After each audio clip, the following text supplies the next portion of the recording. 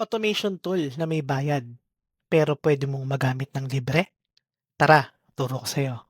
Turo ko sa'yo, tek na klaro, step by step, sabay tayo. Okay, so alam na natin na pwede nating magamit si N8N ng libre, pero paano nga ba ito? Ang first step natin ay kailangan nating mag-install ng tinatawag na Docker. So si Docker yung mag-a-access dun sa application natin, which is si N8N, para ma-run ito sa ating local computer. And ito yung mga steps na kailangan natin sundin para ma-install si Docker. Ilalagay ko sa description kung saan nyo pwedeng ma-download si Docker. And upon clicking that link, i-click nyo lang yung download Docker desktop and piliin nyo kung ano yung magmamatch sa inyo. Kung Windows ba kayo or Mac, and kung ano yung chipset na nandun na naka-install sa computer nyo. So after nyo ma-install yung Docker sa inyong computer, ay ito yung bubungat sa inyo. So ang first step na gagawin natin is pupunta tayo sa tab na volumes. And bakit natin kailangan ng volume? So si volume is ito yung storage ni Docker para sa ating mga workflow. So later kapag gumawa tayo ng mga workflow, kahit mag-restart kayo ng computer, is nakasave yung data nyo dito kay volumes. So ang una natin gagawin is mag-create tayo ng volume. So pangalanan natin siyang n8n_data. So dito kung makikita nyo is nag-color red siya dahil nag-setup na ako initially nung n8n data ko ng volume ko. So ililink ko din dito sa description yung documentation ni n8n kung paano i-set up or paano patakbuhin ng n8n sa inyong Docker. So according dito, gagawa tayo ng volume na ang name is n8n data. And then right after that, so sa part nyo, click nyo lang yung create. And then once it's created, pupunta kayo sa images na tab. And dito, ida-download na natin yung N8N sa loob ng Docker. And makikita nyo yung search bar dyan, click nyo lang yan, and then make sure to type N8NIO. So just like that, pwede nyo i-post yung video para i-copy nyo kung ano yung tinype ko dito. And then, maraming result na lalabas as you can see. Pero, ang kailangan nyong piliin is itong number 1 or kung pang ilan man siya, basta n8nio/n8n. And then, make sure yung tag niya is naka-latest. And then, ang una nyong gagawin is pull. Not run. Pull. Kailangan yung i-pull. And then, right after that, status, once na-pull nyo na siya, and then mapupunta siya dito sa loob ng images nyo. And ang kailangan nyo lang gawin is i-click tong parang play button, which is para i-run yung image na yun. And then, wag nyo munang i-click yung run button. Basta i-click nyo muna tong drop down na yan at meron pa tayong gagawin. Importante to. Wag nyo munang i-click tong run na to. So, next step natin is papangalanan natin yung container natin. So, kahit anong random name na naisip nyo. For this example, pangalan natin siya N8N local. Alright? So, ports, lalagay natin dyan according sa documentation is 5678. So, sundin lang natin yung documentation. 5678. And then, host path. So, eto yung ginawa nating volume kanina. Okay? So, ilalagay lang natin dyan is N8N data. And then, N8N data. And yung container path niya is after nung colon. Okay? Paste lang natin siya dyan. Alright. So, after nyan, maglalagay tayo ng environment variables. So, nandito naman lahat yan. Ipipaste ko sa description. So, ang una nating environment variables is yung generic time zone. So, mahalaga ito para malaman ni N8N kung ano yung time zone kung nasan ka. Dahil mamaya, maglagawa tayo ng mga runners, ng mga schedulers, and i-follow nyo yung time zone kung nasan kayo. So, generic time zone. So, yung time zone, nandito yung link kung saan nyo makikita. Pero sa atin, sa Pilipinas is Asia, Manila. Okay? So, Asia, Manila. Lagay lang natin dyan, Asia, Manila. And also, add tayo ng another time zone, add tayo ng another environment variables, which is TZ, which is also, typo, which is also Asia, Manila. And then, one last environment variables, which is N8N enforce, So, sundin lang natin yung documentation and then lagay lang natin dyan is true. So, hindi ko siya i-click ng run, pero sa side nyo, pwede siyang i-click ng run. Dahil sa akin, it's already running or it's naka-set up na kasi siya. So, kailangan hindi siya madodoble. So, sa part nyo, i-click nyo lang yung run and then once na-click nyo yung run, mariredirect kayo dito sa container and ito yung magiging view nyo. Blah, blah, blah, blah, blah. Maglalagyan ng madami and then makikita nyo dito, editor is now accessible via localhost 5678. Ibig sabihin yan, nagra-run na yung N8N sa inyong machine. So, kapag kinlik nyo yan, kapag pinuntahan nyo yan, ang makikita nyo is login. So, sa side ko kasi is already login ako. Pero sa part nyo, ilalagay nyo yung email address nyo and fill up nyo lang lahat ng forms na required and make sure na yung email na ilalagay nyo is working. Dahil later, mahalaga yung email na yon dahil doon nyo marireceive yung inyong access key na gagamitin sa loob ng N8N. So, nakapag-install na tayo ng Docker. Nakapag-install na tayo ng N8N sa loob ng Docker. So, what's next? Mag-create na tayo ng workflow. Ito na yung pinaka-exciting na part. So, sa loob ng inyong N8N, click nyo lang Create Workflow. And, makikita nyo dito yung plus icon. Click natin yan. And, isihan lang natin yung trigger. Manual trigger lang muna for now. And, para mas maging exciting yung tutorial natin, gagamit tayo ng AI. Click nyo lang yung plus dito or yung search dito. So, mas okay para sa akin yung click nyo yung plus dito. And then, type nyo lang si Gemini. Okay, so bakit Gemini? Kasi si OpenAI is may bayad siya or si ChatGPT.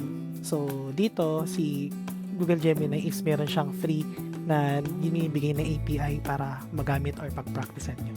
So, Google Gemini and then hanapin lang natin yung text action and messaging model. So, sa akin, meron ako naka-pre-filled na API account or API key. So, para sa tutorial na to is ganito yung magiging itsura sa inyo. So, ipipaste, pupuntahan nyo itong link na to, ipipaste ko to sa description. So, upon clicking that link, mapupunta kayo dito. So, click nyo lang create API key. And then, lagay nyo lang ng kahit anong name dyan. So, pwedeng N8N or yung default lang na Gemini API key. And then, create key.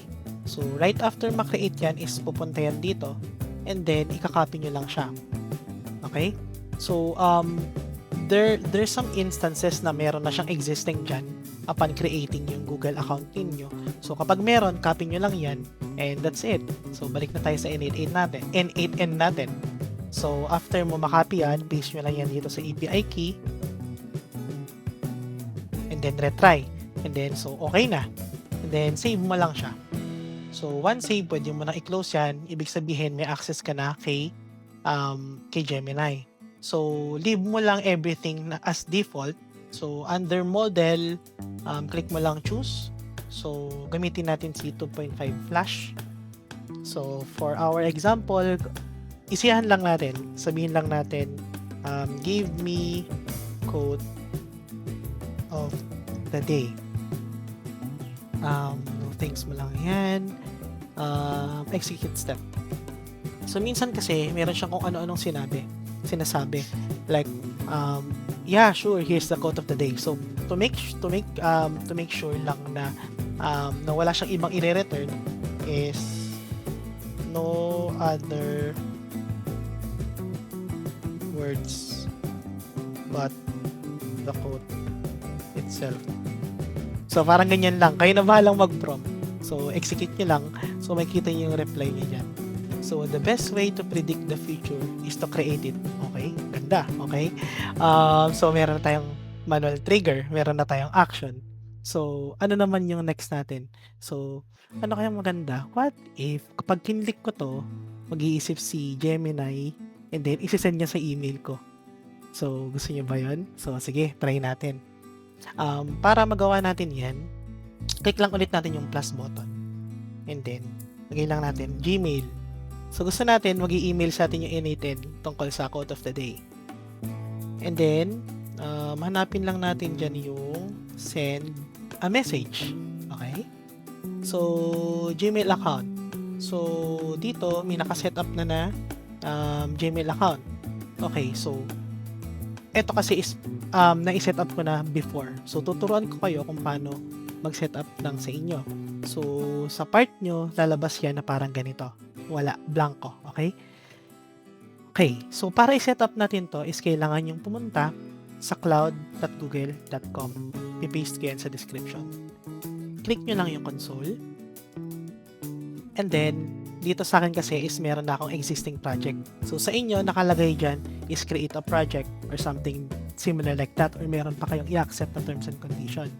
So, create lang kayo ng project. So, ito yung makikita nyo kapag nag-create kayo. So, lagay nyo lang yung project name, kung anong gusto itawag, N8N project, something like that, and then hit nyo lang create. Ganun lang kasimple. So, once created, click nyo lang ulit yung make sure na nakaselect kayo dun sa kaka-create nyo lang na project. Click nyo lang siya, N8N project. And then, dito sa search bar, hanapin nyo lang si Gmail. Okay, so makikita nyo dyan, Gmail API. Ayan yung kailangan natin. So, Gmail API. Okay, and then click Enable. So, once enabled, click nyo lang OAuth Consent Screen. And then, so makikita nyo, blanco siya. Click nyo lang yung Create OAuth Client. And then, Application Type, Web Application yung ginagawa natin. So, ito, importante to, okay? So, add URI. So, yung authorize redirect URI. So, after niyang i-authorize yung app natin, saan siya babalik? So, add URI. So, ang ilalagay nyo dito is babalik kayo dun sa N8N nyo and then ikakopy nyo itong redirect URL. And then, balik kayo dun sa Google Cloud and then ipipaste nyo yung redirect URL. And that's it. Hit create. And there you have it. Meron na kayong app. Click nyo lang yan. And then, eto na yung inyong client ID together with yung client secret. So, eto yung dalawang kailangan natin.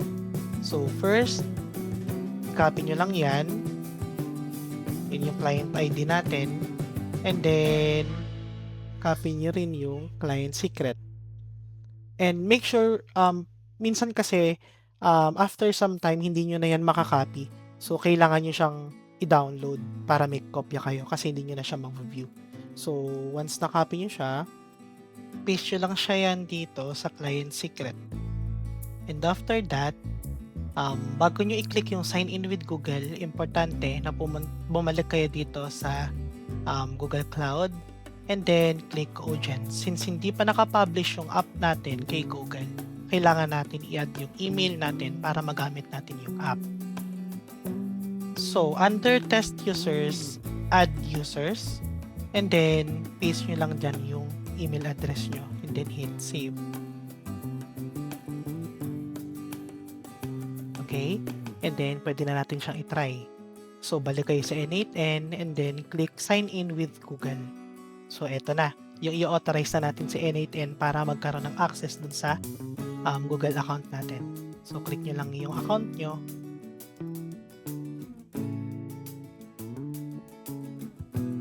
And then, it's normal na ganyan yung lalabas dahil hindi pa publish yung app natin. Ang gagawin nyo lang dyan is click nyo yung continue. And then, ayan na, yung mga authorization na kailangan natin. So, select all nyo lang yan. And then, continue. And connection successful. Pwede nyo na yung i-close. So, okay na. Nag-account connected na din siya. And then, click nyo na yung X button. So, ang next na gagawin natin is magsisend na tayo ng email sa kung saang email natin gustong isend yung quote of the day. So, dito sa 2, ilalagay lang natin yung email address na gusto nating makareceive ng quote of the day. And then, dito sa ating subject, lagay lang natin quote of the day. Okay? And then, email type, HTML, okay lang. So, sa message, ito yung mahalaga. So, since connected na yung Gemini dito sa node na to, pwede ang madali lang kay N8N is ida-drag and drop mo lang siya. So, dito, nakikita nyo, i-click nyo lang yung message and then i-click nyo yung expression para maging draggable yung mga items dito sa left side. So, mahalaga yun ha. And then, ito, kung nakikita nyo yung text dun, the best way, ito yung code natin, diba? So, idadrag nyo lang yan dyan, papunta dun sa message para automatic na siya na yung magsiset ng code to target yung specific node ng text na yun. Okay? So, okay na. Ngayon, i-try na natin. I-execute natin yung step. Execute step. So, yun. So, node executed successfully. Then, i-try natin, silipin. Eto, meron pala ako naka-open dito na tab. So, ayan na. Na-receive na natin yung quote of the day. So, the best way to predict the future is to create it. Okay? So, ayun yung sinabi sa atin ni Gemini, di ba? Now, i-try naman natin siyang i-test yung workflow ng overall. So, i-hover nyo lang yan and then execute workflow. Nag-iisip si Gemini and then sinend na sa email. I-check natin yung email. Wait lang tayo saglit. Or refresh siguro natin. So, naka-receive tayo ulit ng panibago. So, click natin. The only way to do great work is to love what you do. Okay? So, yan na. So, now we have the complete workflow. So, isang integration pa or isang modification pa na pwede nyo gawin dito is instead of manual clicking it, since parang kasing, ay ganun lang, i-click ko lang tapos magsisend lang. So, parang nagtanong lang din ako kay Gemini. So, ang pwede nyo gawin dito na maganda is is to have a scheduled time of execution. So, ilagay nyo lang dyan, schedule trigger, and then, so, tuwing kailan siya matitrigger. So, let's say, sabihin natin, araw-araw. And then, anong oras? So, sabihin natin na tuwing 8 a.m. gusto kong makareceive ng quote of the day. Okay? And then, i-connect lang natin siya dito. Tanggalin natin siya. And then, i-connect lang natin siya. So, i-drag lang natin siyang ganyan and then, connect natin. So, yun na. Para mag-work yan, hindi siya basta ganun lang. So, kailangan nyo siyang i-publish. Yan. So, i-publish natin siya. Okay lang yan, kahit anong version. Publish. Workflow, okay, don't show again, got it. So, yun, publish na siya. So, in-expect mo na every 8 a.m. makaka-receive ka ng quote of the day sa email mo galing kay Gemini. Alright, and there you have it. Nakapag-install na tayo ng Docker, nakapag-install tayo ng N8N sa loob ng Docker, nakapagawa tayo ng overall workflow from scratch, and I hope marami kayo natutunan sa video na to. And as always, kung meron kayong mga bagong gustong matutunan, comment mo lang, turok sa'yo. Turo ko sa'yo, tek na klaro.